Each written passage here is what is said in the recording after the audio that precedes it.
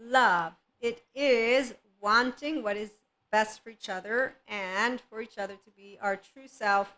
It is not hard work. Now, love is for all friends, lovers, okay? And again, for anyone who's new, our polyamory community is included here. So please be aware that love is for all, unconditional at the IHP community because it's healthy self worth people. So we take a leap of faith and we know how to be safe haven, secure bases, and that people get to choose who they want to be in a relationship with. So if a person chooses to be in their low self-esteem, indirect communication, passive aggressive, not healthy boundaries, those individuals who continue to not heal their trauma, they will continue to do life as masculines do. That infinite potential that doesn't manifest with their own feminine energy. We talked about this. So a whole self is a person who moves into healing, and they will know that love is easy and not hard work. Ones who think love is hard work, we put that to the side, and they don't know how to have a relationship with believing in their self as their whole inner child adult. So when you do like this instead, you are not a Pinocchio with a wooden body. You do not go to the island. You do not do any of that, any of it. No drinking, fucking in that exaggerated way. You don't go and do activities within the realm of re-traumatization. There's none of that for a restorative embodiment, self-aware, accountable, and regulating person.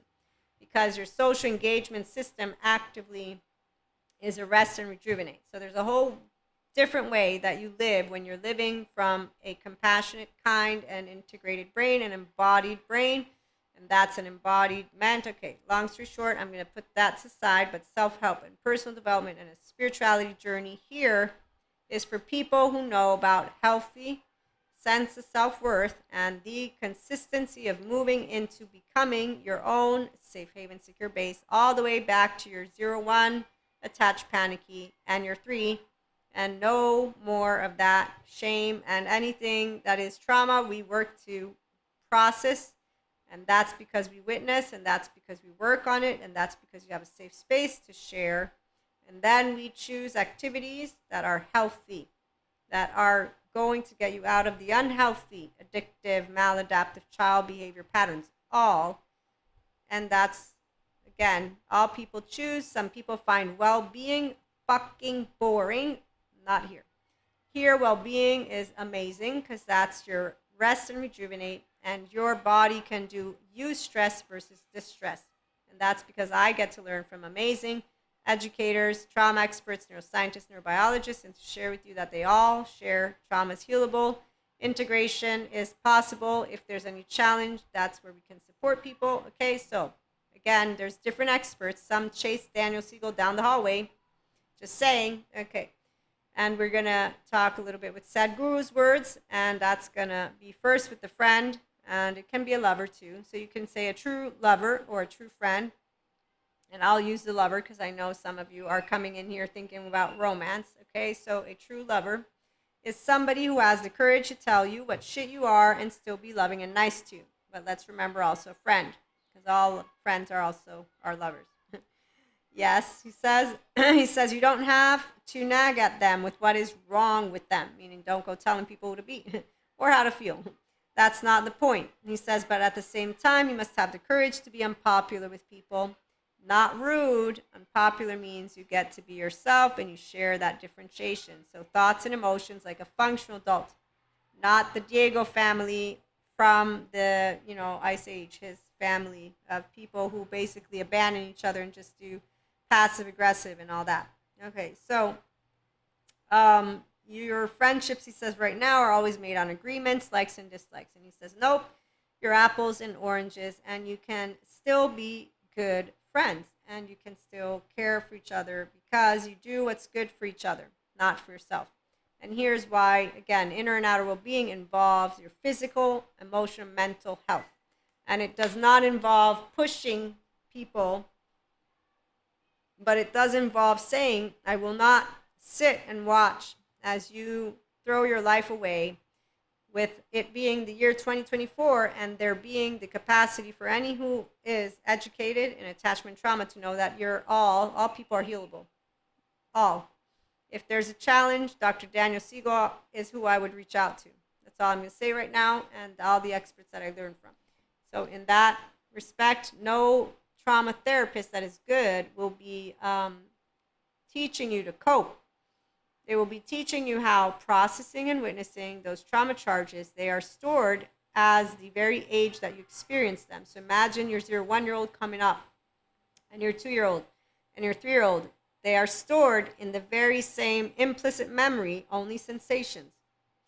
Then you might start getting images, and that's because you'll start surfacing. So again, it's not something you want to do quickly because that's called re-traumatizing yourself. Because the window of tolerance will shoot up the roof because, again, it takes time and patience and you're wanting it. So if you truly care about what you're creating and you get 2 opportunities, it's going to be even better than 1. If you're not suffering, then you are enjoying the process. But if you are suffering the process, then you will not want another opportunity to create what you care for. Because if suffering is the process and it doesn't happen the way you want, like the whole twin flame stuff, when people get all freaked out, they got freaked out and then they turned their back. So some people began to create a whole bunch of different scenarios for twin flames. The part about the saga and the drama and the stages, untrue, because every person who has their own twin flame story will know their own twin flame or flame story. And we'll put that aside. Again, love is, I want what's best for you, so I have compersion. If you're happy without me, I will eventually understand that you are happy with someone else. Or if we're polyamory, we can be happy all together. Depends on what we got going on. Okay, so if you enjoy the process, you enjoy what you are creating. And then when you get 2 opportunities, it will be even better than the first time. So you get to create joy and peace and love because from within you, you are who you want to be and you are being in a loving relationship where it's not about service to others in a way of I will give up my emotional and mental differentiated self.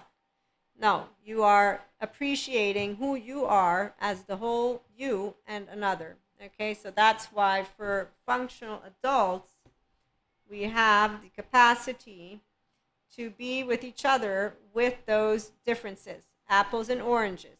And that's what healthy self-worth men and women and theys are able to do when they know that love. It's not hard work. We're not afraid of losing anyone because you can't lose love. It's here. And a person who wants to be with you, they will keep their heart open. They won't shut you out. They will want to talk to you. They won't silence themselves.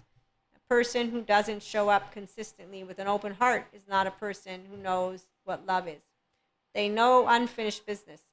And unfinished business means they need a Terry Real, a Patrick Teahan, and the Bezel Vanderkolk, Stephen Porges. They need Dr. Daniel Fox, Siegel. They'll need therapy first. And then they can have love. And when we have the people who are 3D, 4D, put them out, they're teaching people things that I would say are completely half of what people will want to understand. You can heal trauma. You can get to earn secure attachment. You can know what true love is if you put your best 2 feet forward, your 2 hands, and you do understand that love is I want what's best for you, which is why I'm going to have compersion. So when you don't choose me, I won't be holding it over your head. I will be processing how I can accept it, like with the teenage boyfriend. And then I will notice that it's all good. Why? Because healthy self-worth women, men, and theys know that love is not hard work. It is easy, and love is I want what's best for you, and I want you to be able to show up as all of you, all of it. And I will want to ask more. I won't be asking you with a tone of Cusco. I'll be like, tell me more about you. Tell me more about your mystic life. Tell me more about your eclairs. Tell me more about polyamory. Tell me more about who you are. That's how it works. And that's where when we have moments of splinters or ruptures, those aren't splinters or ruptures. For healthy self-worth people, it's called we have conversations where we are apples and oranges.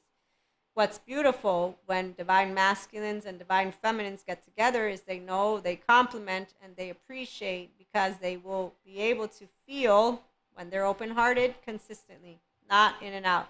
In and out is something called, we get to participate in helping each other to be the best version that we want of ourselves, and that's where our lovely lovers begin to take different shapes and forms, to be continued as the sun goes down. In the meantime, I share with you my love and my appreciation. Thank you for stopping by.